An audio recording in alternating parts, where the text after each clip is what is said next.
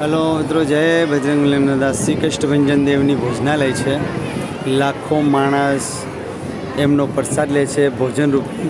તે જોઈ રહ્યા છો લાઈવ દ્રશ્યો.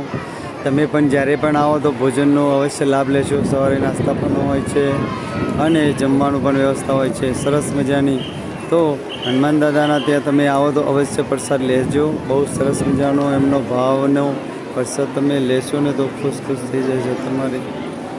આ છે ભોજનાલય અને સામે પણ તમે સ્ટોર છે.